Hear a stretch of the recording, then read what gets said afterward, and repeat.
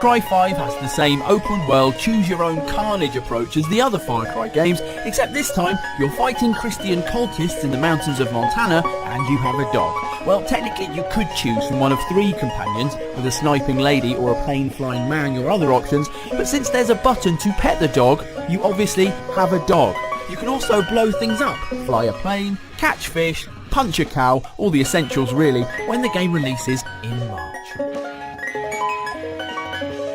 In case you didn't know, our next entry, Monster Hunter World, is kind of a big deal. Big in that the open world is massive, big in that the monsters you'll hunt make Jurassic Park look like a petting zoo, and big in the sense that the Monster Hunter series has, to date, sold more than 40 million copies worldwide, which makes the fact that Monster Hunter is returning to PlayStation for the first time in years incredibly exciting. Naturally, it's the most beautiful looking Monster Hunter ever, but the main draw has to be the fact you can battle monsters in 4-player co-op in some of the most incredible environments in the series to date.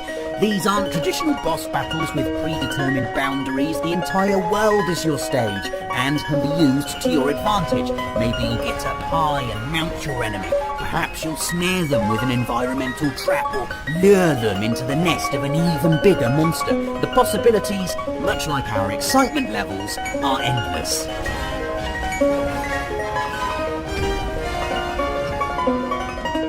Is a game unlike anything you've played before. Developed by Media Molecule, the creative geniuses behind Little Big Planet and Tearaway, Dreams sees you playing through a story with an art style so beautiful and unique that it really does look like it's been crafted from ethereal thought matter. And we don't even know what that is. We've just made it up. Apt, seeing as how you can also create your own levels inside Dreams as well, with a flexible toolkit that means the only limit is your imagination.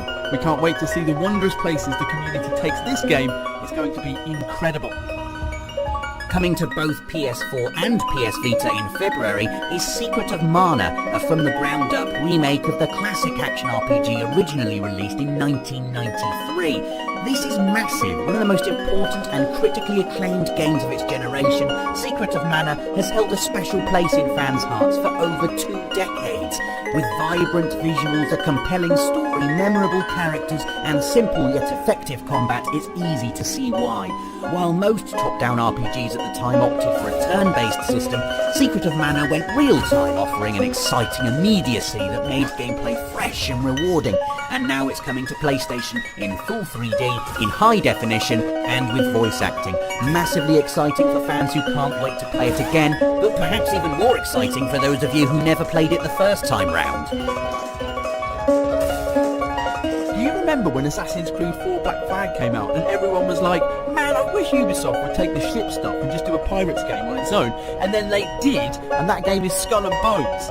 It's 1721 and you're a pirate, obviously, and it's your job to go to the Indian Ocean and pirate things, which means engaging in tactical naval battles, singing sea shanties with your crew, and enjoying such banter from the men as, "Oi, do you fancy snorting some fish piss?" Not really, unnamed crew member, but we will be sailing the heck out of the seas when Skull and Bones arrives at the end of next year. If you like your RPGs grounded and realistic, then you need to pay attention to Kingdom Come Deliverance, which, if you're after a quick pitch, is basically like Skyrim without the magic and the dragons. Set in the early 15th century in the medieval Kingdom of Bohemia, in what is now modern-day Czech Republic, Kingdom Come prides itself on realism and historical accuracy. Everything from the towns you visit to the armour you wear is based on real life. In fact, the only fictional thing is you, Henry, a man on a quest to avenge the murder of his family. There's as much to do as you'd expect from a massive open-world RPG, but crucially, you can choose how and when you do those things. It's almost guaranteed no 2 playthroughs will be exactly the same. Plus, we're massively into that flat, grey-green colour palette. Warhorse Studios has nailed the look and feel of rural Europe, and we can't wait to gallop through those wet, muddy fields. If someone asked, would you like a vast open-world sci-fi shooter from the makers of the original Mass Effect trilogy, the answer is obviously yes. Yes, and I hope it looks like the gameplay we've seen so far of Anthem, because that game is Anthem. It looks Destiny-ish, with plenty of loot and shared world mechanics, Titanfall-ish with exosuits which, without getting too excited, seem to fly, and also Avatar-ish, with the portion of the game shown off so far taking place in a lush, exotic foreign planet. More importantly, it also looks very We Want It Right Now-ish.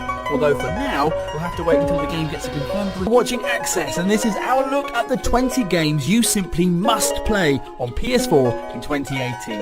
A list that includes leading an Android revolution, eating the population of London, and creating literally anything at all and sharing it with the world. First of all though, it mostly includes this.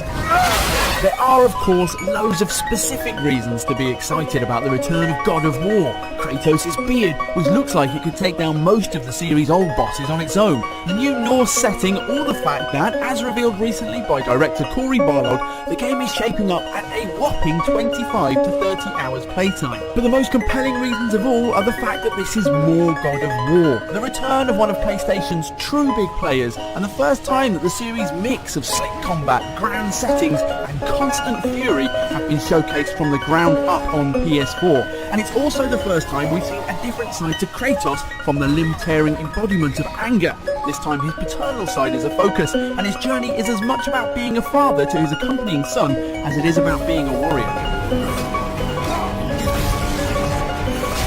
Dragon Ball FighterZ is the game I've been wanting for about 15 years now, ever since my daily ritual of running home from school to stick Cartoon Network on and watching Goku power up to Super Saiyan whatever it is now for 20 minutes. You'll have heard this said lots, but I'm going to say it again. Dragon Ball FighterZ is exactly like playing the show. The crisp, vibrant colours, the faster than the human eye can detect punch flurries, the outrageous floor-to-air to floor-again combos, the teleporting, the kamehamehaing. It's wonderful and smooth and brutal, with a character roster that includes all your favourites, and Krillin. And just wait till you see some of the finishers. Your eyes will be popping out your head like Hercule at the Cell Games. January the 26th. Hurry up, please. Timeless is a word often used to describe Eco and its follow-up Shadow of the Colossus, and to be fair, it's proving pretty accurate. To sate the needs of fans demanding more heartbreak, scale and unique action following the long-awaited release of The Last Guardian, Shadow of the Colossus is getting the full remaster treatment and will be arriving again in February. Its wide-open plains and mammoth wandering giants looking more spectacular than ever.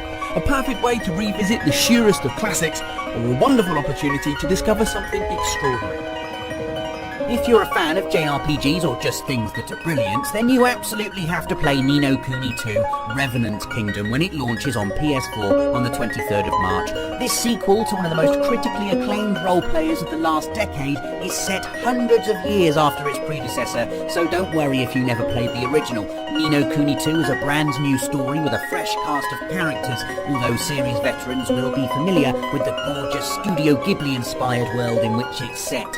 You control Evan Pettywhisker Tildrum, a young boy on a quest to reclaim his throne. Naturally, this means battling hordes of magical nasties, hiking across a beautiful and varied open world, and teaming up with a band of ragtag adventurers. Classic JRPG fare, but executed with expert flair by developer level 5. Basically, get Ni no Kuni 2 Revenant Kingdom on your wish list like yesterday. Vampire was one of our favourite finds at E3 2017, a supernatural action RPG set in a gothic early 20th century London, developed by the studio behind Life is Strange and Remember Me. It has an independent spirit backed up by blockbuster ambition, and the results are interesting. Our vampiric protagonist, Jonathan Reed, is also a doctor, his desire to help the sick tempered by his need to, eat people. The game's semi-open world, with neighbourhood hubs comprised of fixed populations, plays into this tension. Reed can investigate London's population to single out the wicked for a midnight snack, or, if you choose, you can just eat literally everybody. There's nothing else quite like this on the horizon. Expect to find us feasting on the unworthy in the first half of 2018. If you're after something a little different this year, and if you're a fan of 80s nostalgia, then you must play Crossing Souls, an awesome top-down action-adventure that just bleeds retro cool, from the pixel art style to the fully animated cutscenes that look every inch like the brilliant cartoons you'd wake up for at 7 AM every Saturday morning when you were a kid. In Crossing Souls, you can freely switch control between a gang of friends, each with their own unique method of combat and traversal. Making use of each will help you take down bosses and solve puzzles, but then you can also use the Duat Stone, a magical item that sends you to the world of the dead. This opens up brand new passageways which aid in your quest, which is just really cool. So yeah, a gang of teenage friends caught up in a supernatural adventure. Fans of the Goonies, E.T., Super 8 and Stranger Things, get Crossing Souls in your 2018 diary now. It's coming out on the 13th of February. This one's easy. Far Cry release. Telling you to play our next entry is like telling you to breathe air. I mean, obviously you're going to get Red Dead Redemption 2 when it launches in 2018, because it's going to be the biggest thing since the first Red Dead Redemption. You know what to expect here. An enormous, beautiful open world, eccentric characters, amazing missions, the feel of a Sergio Leone spaghetti western, haunting silence, huge open spaces, and then sharp bursts of brutal action.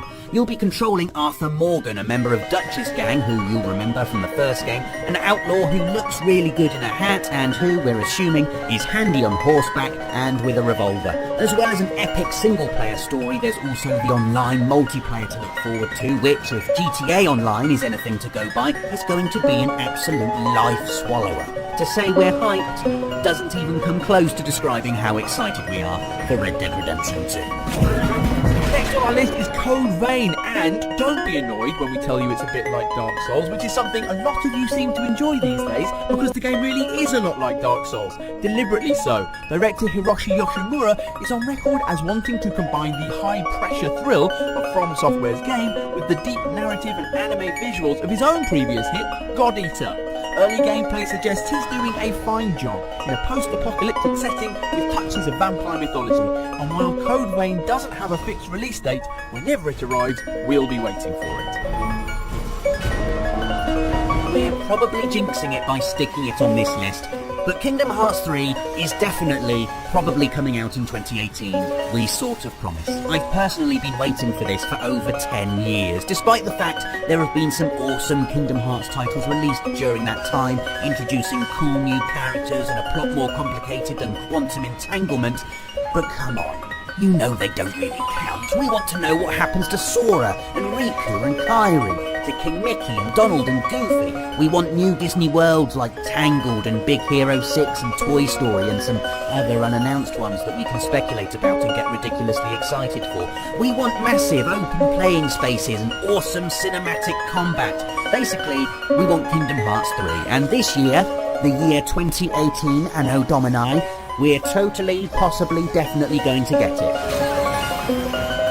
Nobody makes games like David Cage, to the point where some people can't even decide if they're actually games or like really pretty movies with buttons.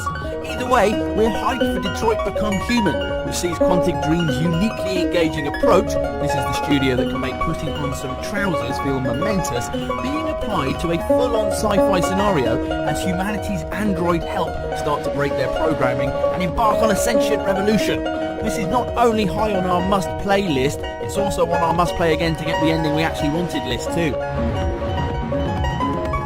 Next up, we've got Dragon Quest XI, Echoes of an Elusive Age. Now, this is a big deal. It's the first main entry installment of Dragon Quest on a PlayStation home console in Europe since Dragon Quest VIII on PS2, and that was one of the best JRPGs ever made. Dragon Quest XI is already out in Japan, where the series is so big they have a public holiday every time a new one comes out, and is heading to North America and PAL regions later in 2018. As usual, it's both gorgeous and massive, and sees you questing, yes, the clue is in the title, across an open world and clobbering monsters in traditional turn-based battles. The fact the whole thing sparkles with the art style of Dragon Ball creator Akira Toriyama is an added bonus. He designed all the characters and monsters, plus there are tons of side quests and mini-games to get stuck into. We cannot wait. Yakuza 6, The Song of Life, is next up on our list, the latest entry in a series we're absolutely determined to make everybody play if you haven't already. And the reason is simple, they're all amazing. Yakuza 6 once again stars series main man Kazuma Kiryu as he wanders around the densely packed open world of Kamurocho. taking part in loads of mad side activities before winding down with a spot of exaggerated violence. You haven't experienced anything like the combat in Yakuza. It's outrageous fun, pummeling thugs who deserve it with bone-cracking punches and kicks before finishing them off with whatever's to hand. Bollards, bicycles, road signs, the pavement.